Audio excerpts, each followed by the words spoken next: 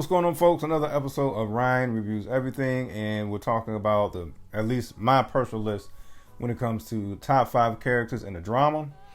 And before we get into it, here are just a few of my criterias. Definitely needs to be at least more than 2 seasons long. This is not some type of all-time list, simply a subjective list. I'm a big fan of character development, so the character development really has to catch my attention. That's what I went on in terms of my criteria. Let me know what you guys think. And also, let me know what your top 5 are and if you agree or disagree with the list. So number 5, I'm going to go with Barry, played by Bill Hader.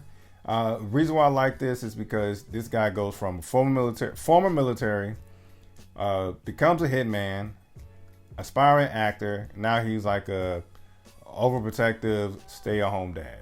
That's a lot in 4 seasons. So for those who aren't familiar with it, this former military vet comes home, and not knowing what to necessarily do with his skills, he meets a family friend by the name of Fuchs. And what Fuchs does, he takes his skills and makes him into a professional hitman. And because he's already dealing with PTSD, because this hitman position is adding to his depression, he wants to become an aspiring actor instead. And of course, getting out of the hitman business isn't that easy. So this guy, either has to kill people in order to maybe tighten up a few loose ends. Maybe has to do one last job for Fuchs in order to get out of deals. He's dealing with betrayal. And as all this is going on, is having the opposite effect, where he is going deeper and deeper into this hitman business and other organizations, just throughout the series. Great show. Once again, the performance level as well from sparks of rage, trigger warning. I also think he even contemplated suicide at some point.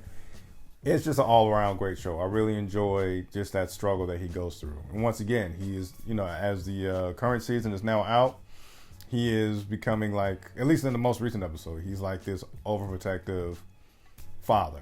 He wants to homeschool his kid, trying to just steer him completely out of harm's way, especially with all the type of drama and shit he was going through. So, number 4, gotta go with Arya Stark. Arya Stark simply went from being one of the lovely ladies of the Stark family, which she wasn't interested in being a lady. She was more interested in being a fighter. But she didn't know where to fit in at first. Her father ends up hiring a trainer to teach her how to at least become a novice fighter. And as the drama continues, her relationships with people like the Hound and her relationships with the many-faced god teaches her how to become this badass assassin.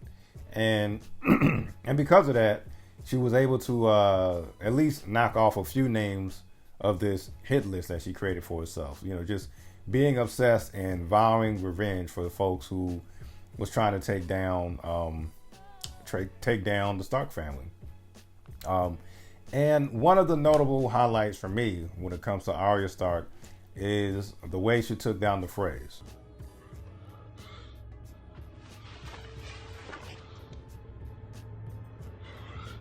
My name is Arya Stark. I want you to know that. The last thing you're ever going to see is a Stark smiling down at you as you die. I thought that was just a masterclass, chef's kiss, and just all in all amazing. But we actually do see when the season ends, she does end up throwing away the list, not having to be so consumed with rage and revenge. So happy endings all around, I suppose, right? Number 3, I'm gonna go with June, aka Off Red. June was a modern woman living in the present. I believe it was her fiance at the time, Luke. They already had a kid together. This, that, and the third. Before you knew it, the government goes crazy and turns women like June into a handmaid, and she is pretty much a slave to the commander by the name of Fred Waterford and his wife Serena Joy.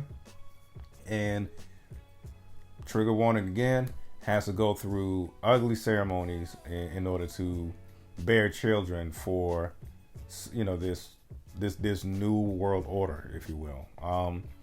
But what made her storyline so interesting to me is because going through all this BS and just seeing this type of 180 that society has done to her, she literally becomes ruthless, willing to do whatever it takes to find her initial daughter before all this happened, and really just to take down this organization who is trying to take pride and hide behind the Bible in terms of this. So just all in all, great performance with this character, and also probably one of the more satisfying deaths I've seen on TV, when she actually is responsible for freeing children from freeing other handmaids. And Fred Waterford does get what is coming to him, as she becomes such a different person. She literally bites, I want to say, his nose off while Fred is being beat to death by a mob of handmaids.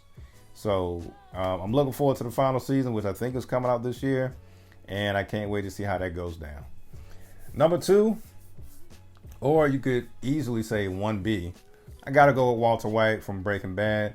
This show was probably one of the best examples of writing you could see. And speaking of writing, I hope things work out in terms of the strike, because that is some damn good writing. We're introduced with Walter White, where we find out that he's diagnosed with lung cancer. He has a passionless marriage, dead-end job that he's overqualified for as a chemistry teacher, and he has mountains of debt. This character initially came off so pathetic that he is spotted by some of his fellow students washing cars, working at a car wash, in order to even try to make ends meet. But before you know it, he starts to get little hints of, how much money you can make in the drug dealing business. And of course, it doesn't help that his brother-in-law is a DEA agent. Anyway, something comes over him where he's like, you know what? I only have 2 years left, or 2 years to live anyway. I'm going to go all out for my family, try to give them a better opportunity. And that's when we get Heisenberg, which is pretty much Walter White's alter ego. And next thing you know, he is going head to head with some of the Albuquerque's biggest gangsters and other rival drug dealers, such as Gus. So if you haven't seen it yet, you've been under a rock, definitely check it out. I believe you can find the entire series either on Hulu or Netflix. And number 1, or 1A, however you want to word it, I got to go with Franklin Saint. Franklin Saint, for those who remember, was simply a convenience store clerk who, next thing you know, becomes LA's most ruthless drug kingpin. He also had a run from about 1983 until 1990, when we saw how the final series finale ended. But all in between those 7 years, he went through a lot of BS, lost some close folks to him.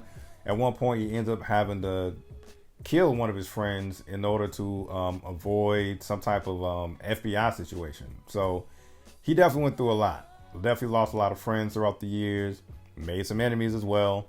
And similar to Breaking Bad's Walter White, when he first got into this game and realized that you have to kill people from time to time, definitely quite the struggle for him to do that.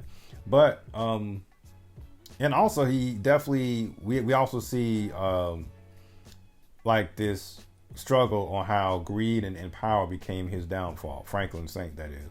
And if you pay close attention, I want to say a few seasons back, maybe season 3 or 4, Javi called it.